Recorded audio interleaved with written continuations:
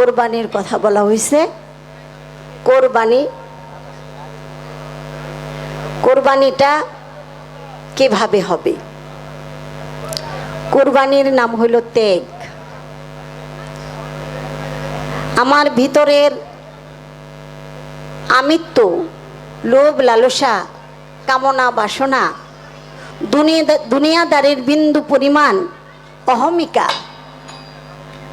ঈর্ষা, পরশ্রী কাতরতা, ইহাকে যখন আমি পরিপূর্ণভাবে ত্যাগ করতে পারবো তবেই এটা হবে কোরবান।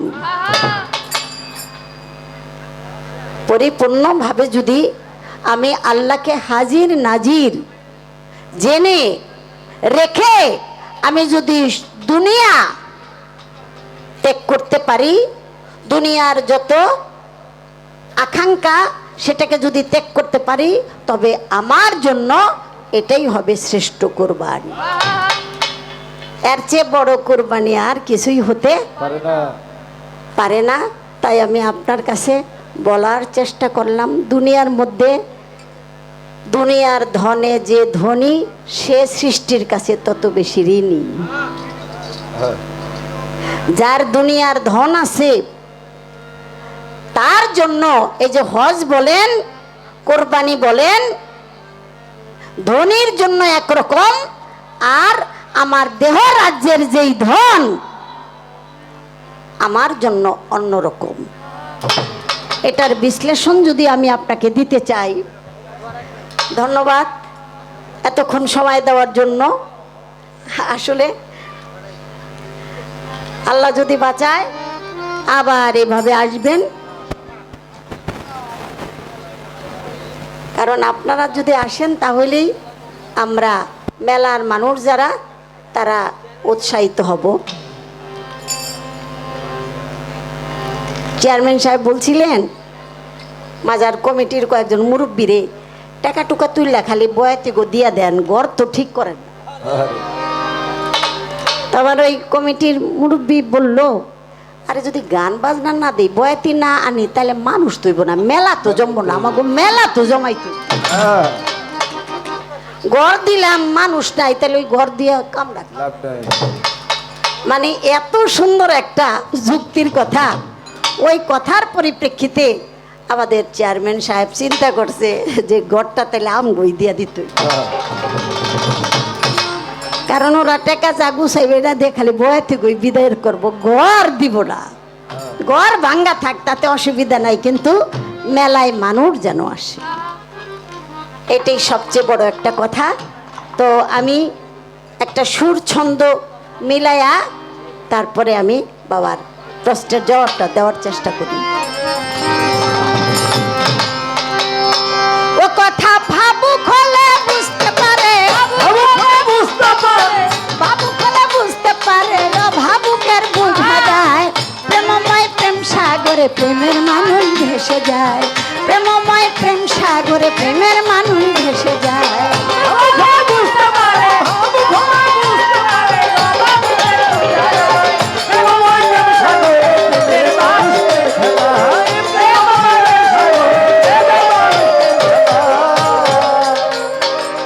জ্ঞানী গুণী যত জনা শুনেন দিয়া মন, দেহের মধ্যে পশু কিন্তু আছে রে 6 জন। দেহের মধ্যে 6টা পশু 6টা রিপু হলো, 6টা রিপুর নামটি 6টা পশু এলো। একটা হইল কাম পশু, ওরে গুণের ভাই, এই দেহেতে কাম পশু থাকে যদি ভাই, ওই কাম পশুটাকে কি করতে হবে? আমার অধীনস্থ করতে হবে। ওই কাম পশুটাকে আমার ভিতর থেকে ত্যাগ করতে হবে। আমি ওটাকে, ওর সাথে আমি পশুর স্বভাব মিলাইতে পারবো না। ও পশু, আমি মানুষ। আল্লাহ তাআলা আমাকে শ্রেষ্ঠ করে বানাইছে, আশরাফুল মাখলুকাত, সর্বশ্রেষ্ঠ জীব ইনসান। সেই ইনসান হইয়া আমি যদি ইনসাফ করে চলতে না পারি, তাহলে আমি ইনসান কুলের কলঙ্ক। তাই আমার দেহের মধ্যে যে কাম পশুটা আছে বাবা, সেই কাম পশুটাকে আমার নিয়ন্ত্রণে আমি রাখবো। আমি কখনো পশুর তালে তালে ঘুরবো না। কাম, ক্রোধ, লোভ, মায়া, মদ, মাৎসর্য। আমরা শ্রেষ্ঠ হইছি, কিন্তু এই 6টা রিপু, 6টা পশু যে আমাদের দেহের মধ্যে সদা সর্বদাই জ্বালা যন্ত্রণা করে, মুহূর্তে মুহূর্তে এই আমি ইনসান, এই আমি শয়তান, এই আমি মুমিন, এই আমি হয়ে যাই মুনাফিক। এটা কিসের ফেরে? ওই 6টি পশুর ফেরে। আর পশুর সাথে ইন্ধন যোগায়, তার নাম হলো ইবলিস, শয়তান, যে নাকি মদত যোগায়। মদত অর্থাৎ ওইটাই হলো মদ। মদ এটাও একটা রিপু পশু। যেই মদ, ওই চরিত্রটায় মদত যোগায় মন্দ কাজে, ওইটাকে দমায়ে রাখতে হবে, নিয়ন্ত্রণে রাখতে হবে। এই 6টা পশু কিভাবে দুর্বল থাকবে জানেন? আপনি দুনিয়াদারির খাবার দাবার একটু কমায় দেন। যদি দুনিয়াদারির খাবারটা আপনি কমাইয়া দেন, তাহলে ওই 6টা রিপু এমনি দইমা যাইব গা। দুনিয়াদারির এই বড় গোস্ত, গোস্তের টুকরা, পেট ভইরা এমন খাওয়া খাইলাম, এটা কোনো মানুষের খাওয়া না। এই জন্য জ্ঞানীরা কয়, খায় বেশি দরিদ্র আর ঘুম বেশি জানোয়ারে। আল্লাহওয়ালা যারা, আল্লাহর নবী রসুল যারা, আল্লাহর প্রেমিক যারা, তারা বেশি খায়ও নাই, বেশি ঘুমও পারে নাই। দেখেন, তারা বছর বছর, যুগ যুগ এই প্রবৃত্তি নফসের খাদ্য দেয় নাই। তারা কিসের খাদ্য দিছে? সেটা হলো রুহানি। আর রুহানি খাবার হলো একমাত্র জিকির। চেষ্টা করেন না, প্রতিদিন 1 পাঁচালের ভাত খেয়ে ফেলান, আগামীকালকে শুরু করেন। প্রতিদিনের মতো ভাত পাতে নিয়ে 2 মুঠ ধুয়ে দেন। নাই, 2 মুঠ নাই, যা আছে তাই খান। আরেকদিন আরেক মুঠ কমান, দেখবেন কমাইয়া খাইতে খাইতে একদিন আপনার ক্ষুধাই নাই। যখন আপনার প্রবৃত্তি নফস এটা দুর্বল হয়ে যাবে, তখন আপনার রুহানি পাওয়ার বেড়ে যাবে। নিচের নফসের এটাকে পাওয়ার না বানাইয়া আপনি রুহের পাওয়ার বানান। রুহের পাওয়ার যদি হয়, তাহলে আপনি সেই ফানাফিল্লা বাকাবিল্লা অর্থাৎ পরম বন্ধুর সাথে মিলিত হওয়ার জন্য যেই গতি, যেই পাওয়ার, যেই প্রেম, সেই প্রেম আপনার উদয় হবে। আমার গাউসেল আজম বড় পীর আব্দুল কাদের জিলানী সেই কথাটা বলে দিব, শুনেন যত জ্ঞানী। একদিনেতে ওয়াজে মাথার পাগড়ি ফেলেন খুলে, আর এই কথাটা জিজ্ঞাসা করলো আমি দিব বলে। ওই আমি বলবো কথা জুড়া গাথা, বলবো কথা জুড়া গাথা, বলবে বিবি আলে আয়। প্রেমময় প্রেম সাগরে প্রেমের মানুষ ভেসে যায়, প্রেমময় প্রেম সাগরে প্রেমের মানুষ ভেসে যায়।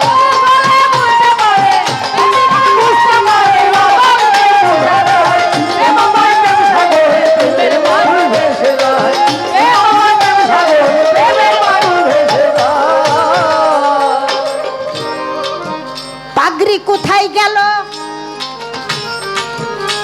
এই মানিক দেওয়ান আমারে জিগাইল। অনেক দিন পর এই কথাটা আমার মনে হলো। অনেক পাল্লা গাইছি বাবা, এই কথাটা অনেকেই জিজ্ঞাসা করে না, তাই তো জিজ্ঞাসা না শুইনা আমার লাগলো সান্ত্বনা। শুনেন, এই মানিক দেওয়ান যখন বয়স 7-8, তখন ও যে কি সুন্দর গান গাইতো। আর আমার পরশ ভাইয়ের আর কোনো দুহার লাগতো না, ও 1 লাই 100। মানে তখন থেকে বোঝা গেছে যে ওর ভিতরে আছে সেই আল্লাহর মহাসত্তা আছে। কারো যদি অলি আউলিয়ার সেই রুহানি পাওয়ার যদি না থাকে তাহলে সে এত সুন্দর গান করতে পারে না। এটা হলো অলি আউলিয়ার দান। একমাত্র অলি আউলিয়াকে জয় করা যায়, মুর্শিদকে খুশি করা যায় এই সুর সঙ্গীতের মধ্যে। আমার গাউসুল আজম গাউস পাক সে গান শুনেছেন, আমার খাজা বাবাকে বলেছেন, বৎস মঈনুদ্দিন তোমার মতো যদি কেউ গাইতে পারে তার গাইতে কোনো বাধা নাই, আর যদি আমার মতো কেউ শুনতে পারে তার শুনতেও কোনো বাধা নাই। যেই সঙ্গীতে আশেক মাশেক ফানা ফিল্লা বাঁকা বিল্লাই পৌঁছে যায়, তাই সেই সঙ্গীতের একজন সঠিক বাউল হলো আমাদের মানিক দেওয়ান। আমরা আর কয়দিন বাবা মানিক দেওয়ানের মাঝে যদি আমরা বেঁচে থাকতে পারি তবেই সেটা ধারাবাহিকতা। তাই তো আমি বলে দিব, পুরাপুরি ঝুমুরের তাল দিয়া আরে ভাবের গানটারে দাও একটু কাহার বাতে নিয়া গো, কাহার বাতে নিয়া গো, কাহার বাতে নিয়া গো। ওরে জবাব খানি দিব এইবার, জবাব খানি দিব এইবার মনরে আমার।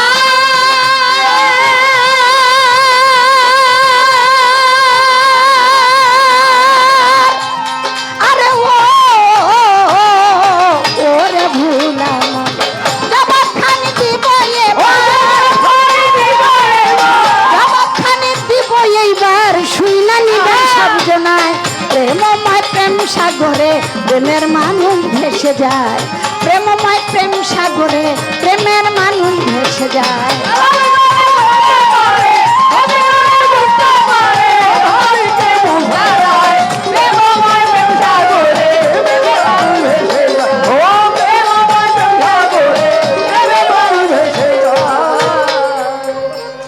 একটা কথা বলি বাবা, কেউ গুসা কইরেন না, এই কথাটা জানতে হবে, নইলে চলবে না। আমি বাস্তবে একসাথে যদি মেয়েরা বসা থাকে তাদের মুখের দিকে তাকাই। কেন তাকাই বেশি বেশি? আমার মায়ের মতো যদি কাউরে দেখি, আমার মা যেভাবে কাপড় পরতো ওইভাবে কাউরে দেখলে বারবার থাকে। কারণ মাকে দেখে কোনো সন্তানেরই স্বাদ মিটে না। মা এমন একটা মা যে কি, যার আছে পত্র সেই মনে হয় বলতে পারে। আর মা যখন চলে যায় তখন তার ভিতরে আরো, আরে আমি মায়েরে যদি এটা করতে পারতাম, মায়ের যদি এটা করতে পারতাম, মা এই কথাটা কইলো শুনলাম না, হারে মাই গেল গা, মানে এই যে ভিতরে একটা আফসোস থাকে।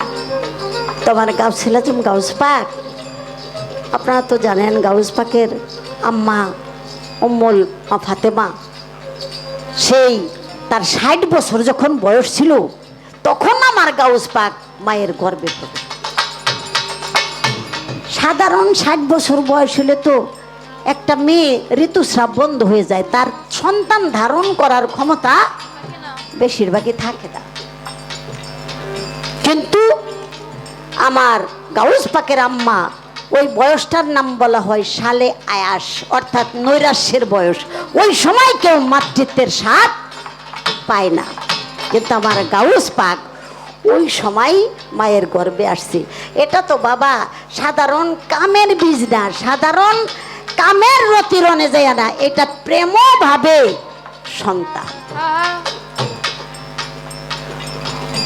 অল্প বয়সী মা গিয়াছেন চলিয়া, আমার গাউস পাকের স্বাদ মিটে নাই মায়ের দেখিয়া। 18 বছর বয়সে মার কাছ থেকে বিদায় নিয়া বাগদাদের শিক্ষা অর্জন করতে যান। মা জননী চিঠি লিখতেন, শোনেন তার বিধান। মা কি দিত চিঠির মধ্যে জানেন?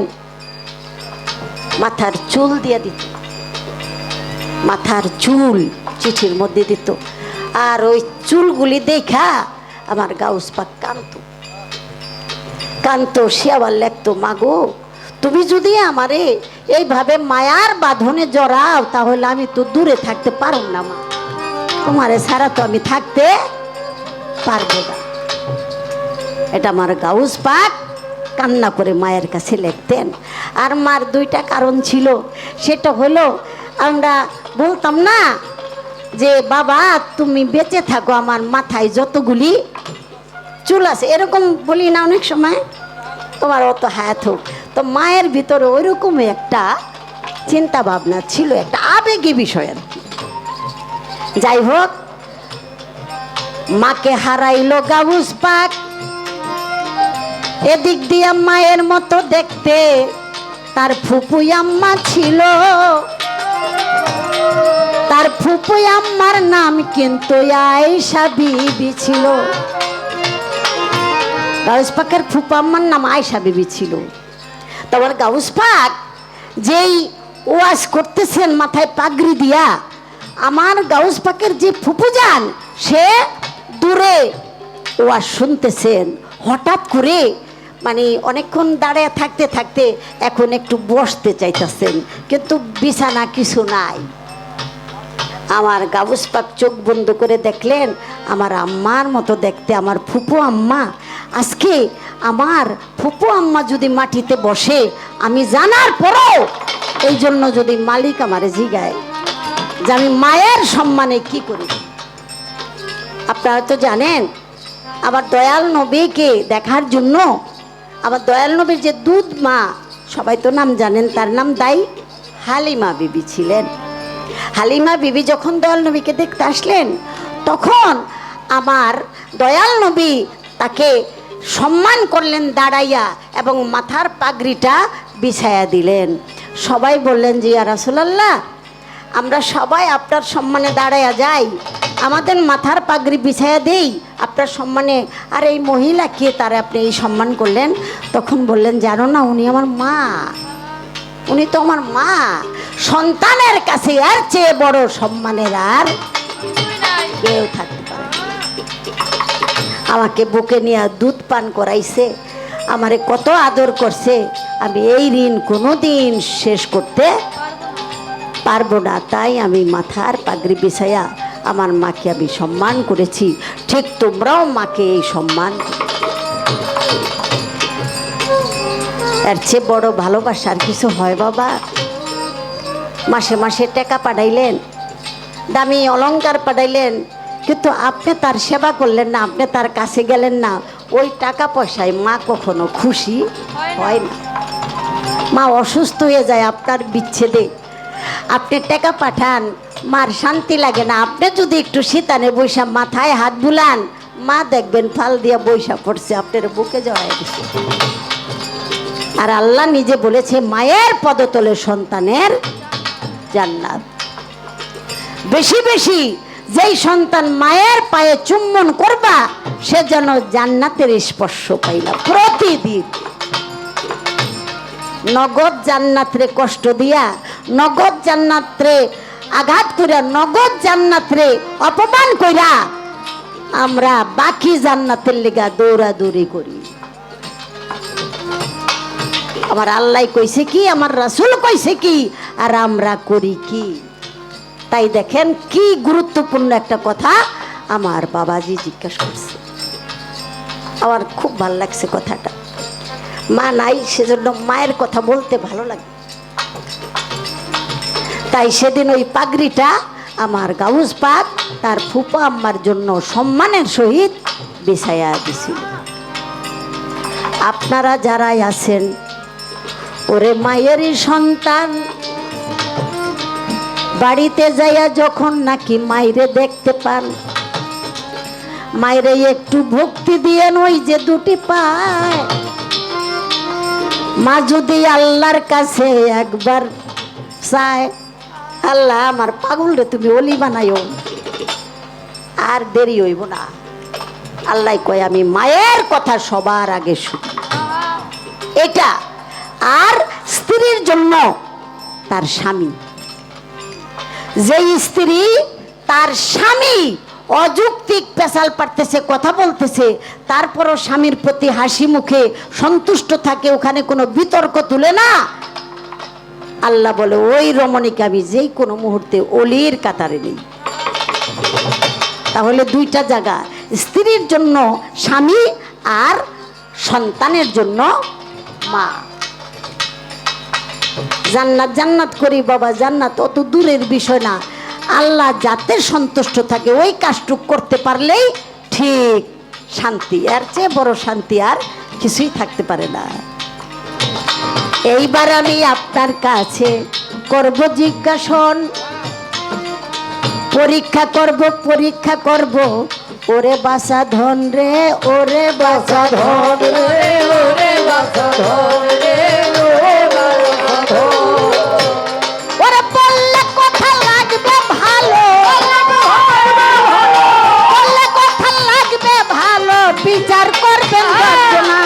প্রেমময় প্রেম সাগরে প্রেমের মানুষ ভেসে যায়, প্রেমময় প্রেম সাগরে প্রেমের মানুষ ভেসে যায়।